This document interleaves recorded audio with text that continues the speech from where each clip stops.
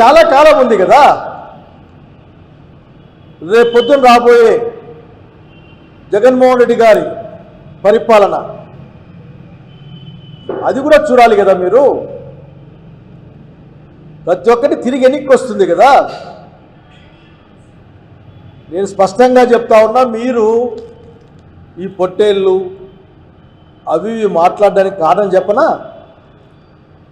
జగన్మోహన్ రెడ్డి గారి బర్త్డే జరిగిన, జన్మదినం జరిగిన ఆ ఉత్సవాలు, ఆ క్వాంటం, ఆ మ్యాగ్నిట్యూడ్, దాన్ని చూసినప్పుడు మీకు వణుకు పుట్టింది,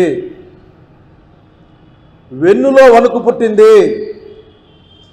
అంతేకాకుండా రోజు రోజుకి అప్రతిఘాతంగా పెరుగుతున్న జగన్మోహన్ రెడ్డి యొక్క ప్రాబల్యం, పలుకుబడిని చూసి మీకు నిద్ర కూడా రావడం లేదు.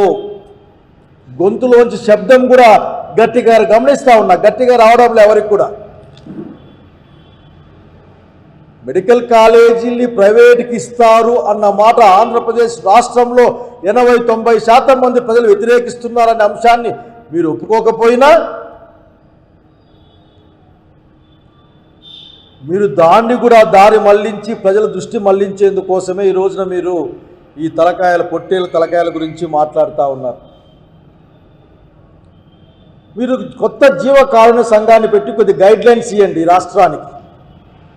నేను అధికారులకు కూడా చెప్తా ఉన్నా, మీకు చాలా పనులు ఉంటాయి, అసలు ఏం పని లేనట్లు ఆఖరికి ఆ కేసులు పెట్టి పంపించేసి పాపం వాళ్ళకి ఛార్జీలు దండగా, ఆ డీజిల్ దండగా, స్టేషన్ బెయిల్ వచ్చే వాటి కేసులను కూడా, కేసు పెట్టడమే అనవసరం, స్టేషన్ బెయిల్ రావాల్సిన వాటిని కూడా మీరు తీసుకెళ్ళి పాపం జడ్జి ముందు పెట్టి జడ్జి అక్కడికక్కడ మిమ్మల్ని మందలించి పంపిస్తే మీకు ఏమన్నా మర్యాద ఉంటుందా, ఏమైనా గౌరవం ఉంటుందా అని చెప్పాలనుకుంటున్నాను నేను పోలీస్ అధికారులు.